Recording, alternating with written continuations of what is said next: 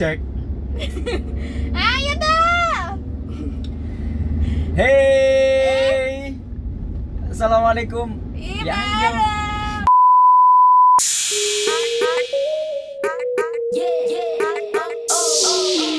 Assalamualaikum warahmatullahi wabarakatuh. Selamat datang di Math Family. Wow. Selamat menikmati hari-hari bersama keluarga tercinta. Ada keluarga baru Math Family. Udah lucu karena kita keluarga. Oh iya karena family. Oke, sebelumnya ini mau terima kasih buat teman-teman yang udah subscribe sama ngasih komentar yang alhamdulillah komentarnya semuanya positif ya, sampai Saling sekarang mendoakan masih ya. positif. Dan besok komennya ada yang positif enggak? Sampai saat ini sih belum nemu haters ya. Belum nemu netizen barbar. Emang bakal nemu haters sosokan artis banget kita ya. Nah, karena kemarin udah banyak banget yang nge-like, terus subscribe, juga komentar. Nah, ternyata di komentar itu juga ada beberapa yang masih menanyakan hal-hal yang mungkin belum tersampaikan di video sebelumnya. Oleh karena itu, untuk hari ini khususnya kita akan membahas tentang pertanyaan-pertanyaan subscriber kita yang sudah di list. Nah, jadi buat teman-teman nih yang kemarin sempat bikin pertanyaan tapi mohon maaf banget mungkin belum secara detail, kalau misalnya lewat tulisan tangan itu kan kurang detail ya. Nah, sekarang jadi mau dijawab secara rinci banget. Kok tulisan tangan sih? Kok ada tulisan tangan? Jadi oke, jadi teman-teman kemarin aku sama istriku sudah ini ada yang komen di YouTube kita, ada juga yang WA langsung karena beberapa teman kita juga ikut SKB di Kemenak tahun ini. Jadi buat teman-teman yang sedang berjuang SKB, kita semuanya berdoa berharap agar teman-teman bisa sukses semuanya. Jadi tahun ini bisa benar-benar apa yang menjadi cita-cita dari teman-teman bisa tercapai. Asik. Oke, apa aja pertanyaannya?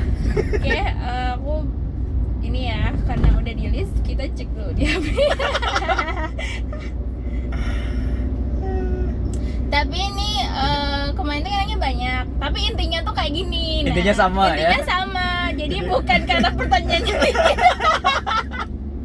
intinya pertanyaannya sama, mungkin karena suka udah jelas banget ya di video kan, sudah super duper komplit kan. jadi pertanyaannya itu aja kayak gitu. Jadi yang mau aku tanyain pertama, kok aku sih Netizen jahat banget. subscriber yang nanya, Teman-teman yang nanya. Ini yaitu apa sih yang dibawa waktu mikro? bawa badan lah. Selain bawa badan dan bawa pikiran. Ya jahat banget sumpah kalau jawabannya kayak gitu. Lawan, itu nanya beneran, tolong dijawab dengan bener ya. Ya jadi kalau pas wawancara itu kan kita bawa kurikulum vitae ya. Jadi kalau sebelum micro teaching, bagi teman-teman juga sebenarnya ada yang perlu dipersiapkan banget dari sekarang agar nanti teman-teman ready. Kalau kemarin kan aku baru bilang tentang memilih mata kuliah ya kan. Terus bagaimana mempersiapkan mengajarnya, bagaimana membuat kesan pertama yang menarik gitu kan. Nah, sebenarnya kalau ya ada juga yang perlu dibawa. Kalau di wawancara itu bawa kurikulum vitae, kalau dalam micro teaching itu minimalnya sebenarnya teman-teman kalau dosen itu bawa RPS, rencana pembelajaran dalam satu semester, kemudian ada SAP, satuan pembelajaran yang akan dilaksanakan pada hari itu. Kalau guru mungkin istilahnya RPP ya, sama silabus begitu ya. Nah, tetapi karena lagi-lagi mungkin teman-teman berpikirnya lebay banget gitu ya. Tapi itu tuh niat, artinya niat. Untuk menunjukkan Keniatan. Balik lagi masalah keniatan. Jadi selain bawa apa namanya tadi RPS rencana pembelajaran semester, aku juga semacam nyusun mini modul yang berkaitan dengan materi yang akan aku sampaikan hari itu. Jadi aku nyusun materinya beneran. Paham nggak? Kayak LKS enggak? Bukan LKS. Tuh. Terus satu bendel. Tak bendel juga. Lagi-lagi tak bikin jilitan begitu biar Biar kata niat. biar kelihatan apa persiapannya paripurna dan hakiki. Terus ini kalau ada yang tanya formatnya gimana sih, teman-teman bisa cari format yang digunakan di Univnya. universitas yang sedang teman-teman masuki. Kalau teman-teman di formasinya dosen, juga bisa teman-teman kalau RPP terbaru ya teman-teman silahkan cari RPP terbaru. Katanya RPS. Enggak, RPP kalau guru. Hah? Kalau misalnya guru kan micro teaching juga. Iya. Kan nggak punya cuma dosen. Oh iya, gak tahu kira. Kalau RPP itu kan ada 2 format ya. Ya nggak? Satunya format yang cuma 1 lembar. 1 lembar. Yang format terbaru tuh Terbaru. juga bisa pakai format. Jadi teman-teman persiapan 2 aja. Satunya format yang cuma 1 lembar. Satunya format yang seperti biasanya digunakan. Tips lagi, meskipun nanti di micro teaching itu kan hanya 10-15 menit, tetapi dalam pembuatan rencana pembelajaran yang akan dilakukan teman-teman tetap full. Misalnya teman-teman kan nanti akan memilih mata kuliah, misalnya mata kuliah itu misalnya 2 SKS ya kan. Nah 2 SKS itu kalau di kampus itu didefinisikan dalam berapa jam tatap muka. Nah itu teman-teman harus ambil penuh tuh, tidak kemudian buatnya juga cuma hanya 15 menit. Meskipun nanti pada prakteknya hanya 15 menit. Kalau guru sama, misalnya 2 jam pelajaran atau 3 jam pelajaran, disesuaikan silahkan rencana pembelajaran itu sesuai dengan jumlah jamnya. Terus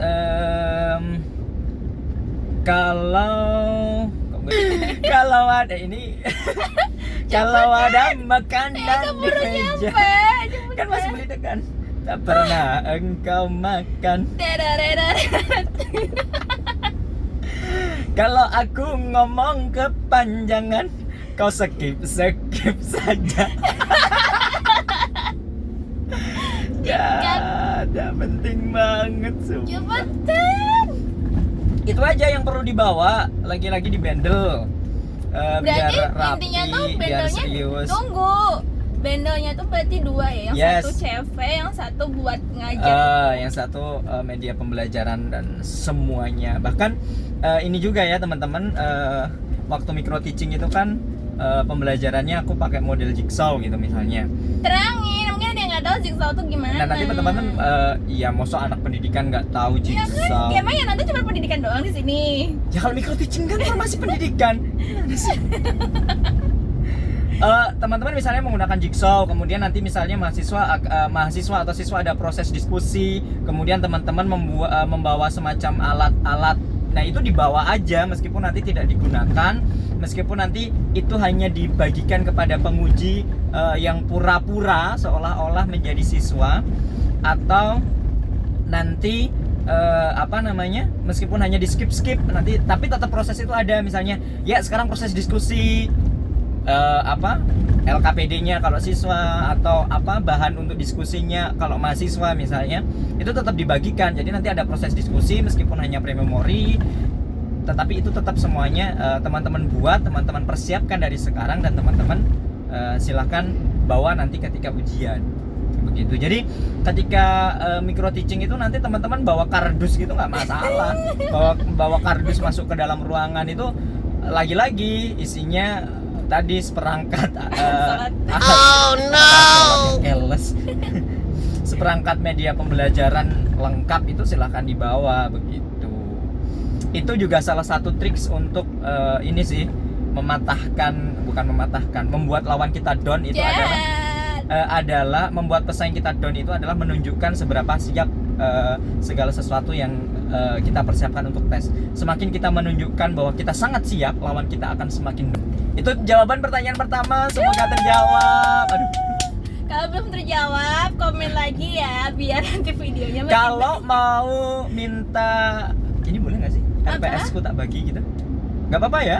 Kalau teman-teman mau meminta contoh RPS, contoh SAP, contoh materi pembelajaran yang kemarin aku gunakan buat tes, nanti teman-teman bisa komen, kemudian ngasih alamat email gitu ya, biar nanti kita kirimkan.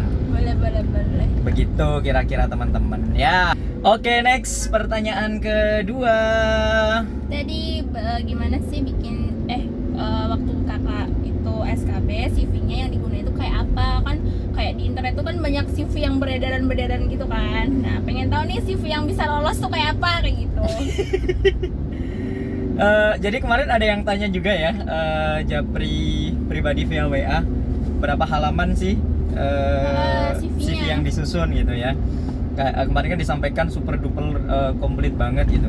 Jadi kemarin kan sebenarnya ini juga kemarin aku jawabnya baru 4 halaman untuk bagian awal doang, belum ditambah lampiran teman-teman.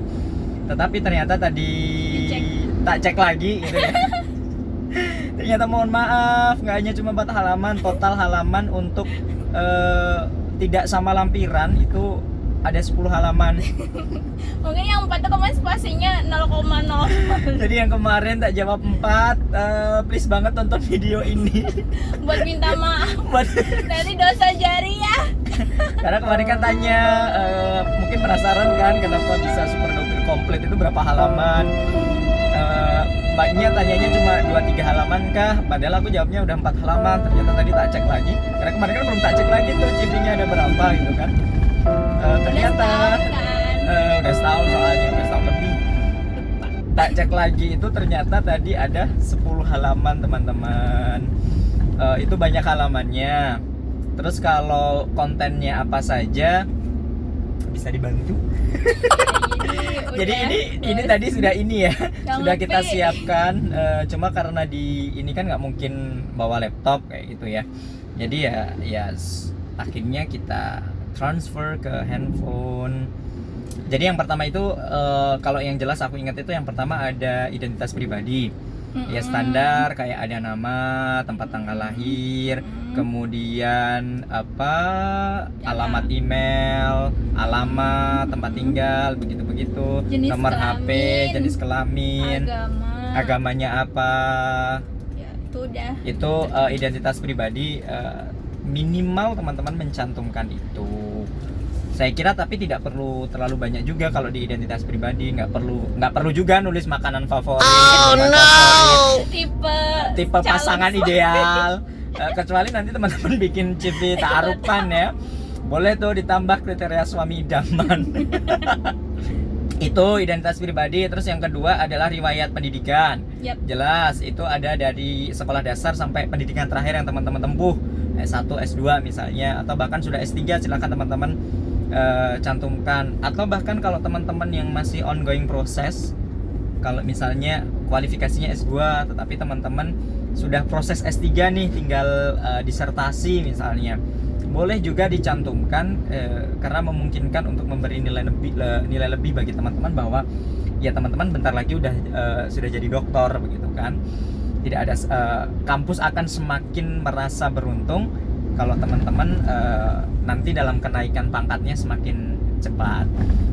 Termasuk teman-teman yang guru, meskipun yang dibutuhkan kualifikasinya pendidikan S1 misalnya, tetapi teman-teman sudah strata 2 boleh dicantumkan. Untuk apa? Ya semakin menunjukkan bahwa teman-teman adalah orang-orang yang qualified untuk diterima sebagai guru atau sebagai PNS di bawah Kementerian Agama. Itu riwayat pendidikan. Jangan lupa dituliskan tahun lulusnya teman-teman. Juga bisa nanti kalau teman-teman mau lebih komplit ditambahkan nilainya, IPK ya, NEM atau IPK misalnya di belakang, untuk semakin kalau teman-teman nilainya bagus ya tentunya. Misalnya teman-teman punya IPK 3,95, 3,98 misalnya, atau 4 bahkan begitu kan, bisa teman-teman cantumkan. Tetapi kalau saran saya, kalau misalnya IPK-nya ya standar, lebih baik kolom itu tidak dituliskan saja. Itu di riwayat pendidikan. Kemudian tabel berikutnya yang tak tuliskan adalah data prestasi kokurikuler dan ekstrakurikuler. Data prestasinya kokurikuler.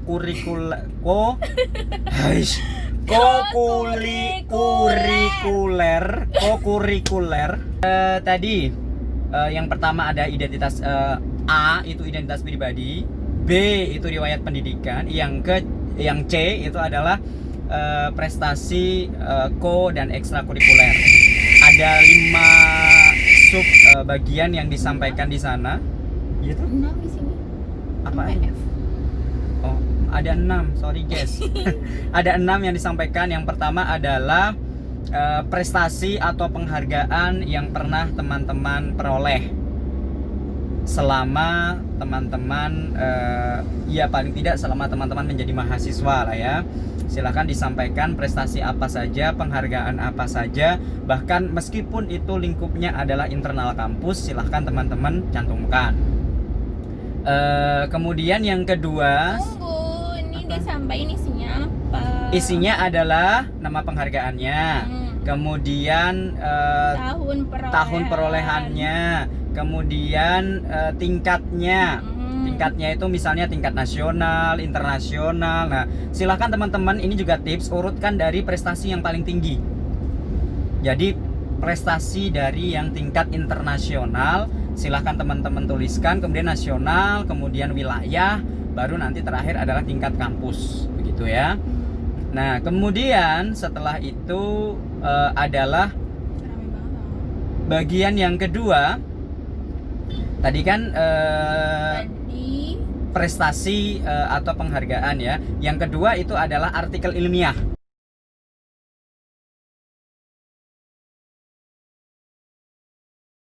Jadi teman-teman, ini kita lagi berhenti, lagi nunggu. Tadi kita beli lotek sama beli degan. Jadi karena kita manusia-manusia yang belum berani makan di tempat, akhirnya kita bungkus take away. Jadi yang kedua itu kegiatan ilmiah mahasiswa. Ya tadi udah ya.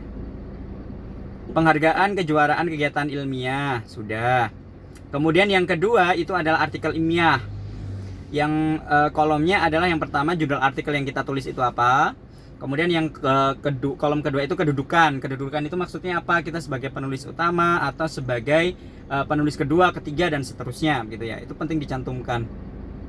penting. Pakai ekspresi lah. Iya, penting. Kemudian terakhir sama tahun terbitnya kapan. Kemudian setelah artikel ilmiah juga penelitian mahasiswa intra perguruan tinggi.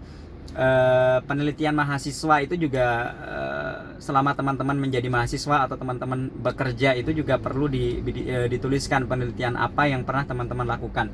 Kadang kan ada penelitian-penelitian yang belum sampai tahap publikasi artikel ilmiah. Jadi teman-teman bisa menuliskan sama seperti tadi, ada judul penelitian, kemudian ada kedudukan teman-teman sebagai apa, waktu penelitiannya kapan. Itu penting untuk teman-teman lakukan.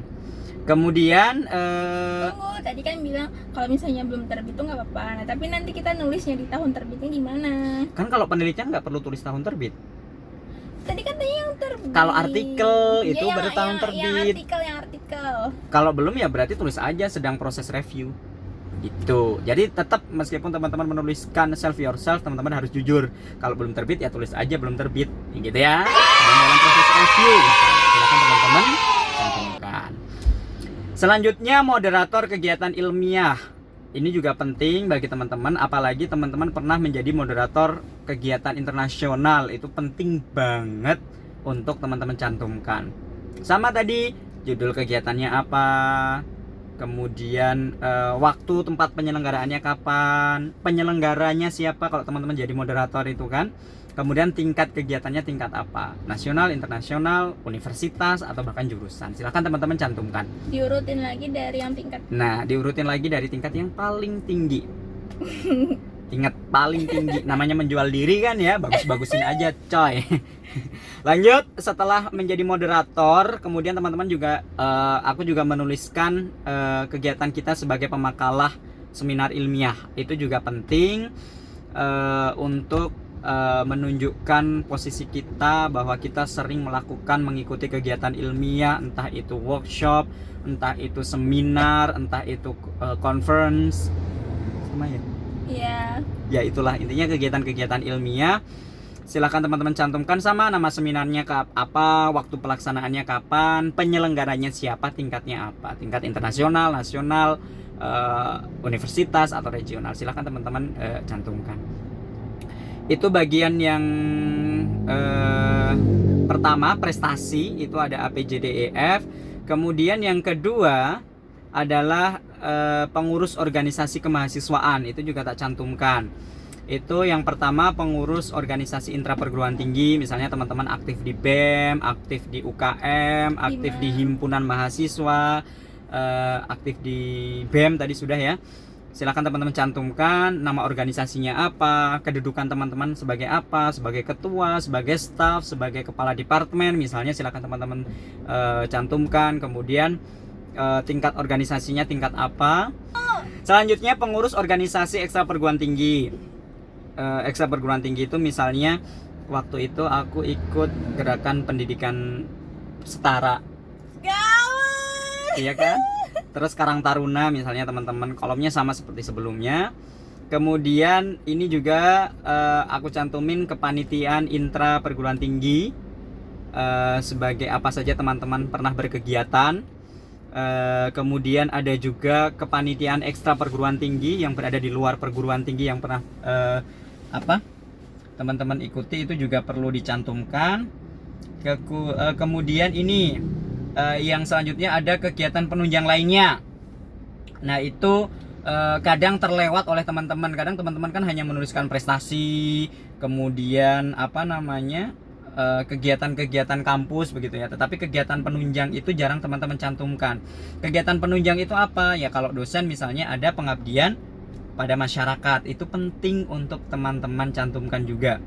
Waktu itu aku juga mencantumkan pengabdian pada masyarakat di dalam yang dilakukan oleh perguruan tinggi. Kadang kan perguruan tinggi atau himpunan mahasiswa itu kan ada bakti sosial, aksi sosial yang teman-teman tergabung di dalamnya. Silahkan teman-teman cantumkan juga. Kemudian ekstra perguruan tinggi juga bisa teman-teman cantumkan. Misalnya Karang Taruna mengadakan kegiatan bakti sosial, teman-teman bisa mencantumkan kegiatan itu. Kemudian silakan teman-teman juga mencantumkan pengalaman kerja atau magang, itu juga perlu teman-teman cantumkan. Selanjutnya teman-teman juga bisa mencantumkan Apa? pengalaman pelatihan yang pernah pengalaman pelatihan yang pernah teman-teman lakukan, pelatihan bahasa misalnya, pelatihan kerja misalnya, pelatihan kapasitas building misalnya, pelatihan public speaking misalnya, itu perlu teman-teman cantumkan. Sekali lagi, sell yourself, jual diri teman-teman. Alay. Itu saja teman-teman, sudah komplit, sudah tersampaikan semuanya. Nanti kalau teman-teman butuh semacam draftnya, teman-teman bisa sama kayak tadi, bisa tuliskan emailnya teman-teman apa, kemudian di atasnya boleh teman-teman nanti kirim yang diminta apa, misalnya minta RPS atau minta draft CV-nya, nanti insya Allah akan kami bagikan, akan kami kirim lewat email teman-teman secara langsung begitu ya. Gratis, tidak dipungut biaya, semuanya kita lakukan dengan penuh cinta. Kerja ikhlas. Sesuai dengan amanatnya dari Kemenak itu kan adalah kerja ikhlas. Ya nggak tahu. Ikhlas beramal ya. Tagline-nya Kemenak, diingat-ingat, tagline-nya Kemenak adalah ikhlas beramal. Jadi intinya kami berdua ingin berbagi kepada teman-teman semuanya. Kalau kita sukses kan bisa sukses bersama-sama, itu kan bahagia begitu ya. Silakan ditulis email teman-teman, nanti insya Allah kalau ada kesempatan kita kirimkan lewat email. Intinya nanti kalau teman-teman butuh, nanti teman-teman juga bisa berbagi kepada teman-teman yang lainnya, bisa di-share kepada teman-teman lainnya yang memang membutuhkan. Terus subscribe. Suruh buka channel ini. Ada masih beberapa pertanyaan lainnya kita bahas di selanjutnya karena Udah lapar. letek kita udah datang, degan kita sudah selesai dikorek-korek. Jadi saatnya kita pulang untuk santap siang. Bye bye teman-teman semuanya, sukses. Besok kita bukan besok ya, nanti kita bahas pertanyaan-pertanyaan selanjutnya. Oke, see you, bye bye. Assalamualaikum. Assalamualaikum.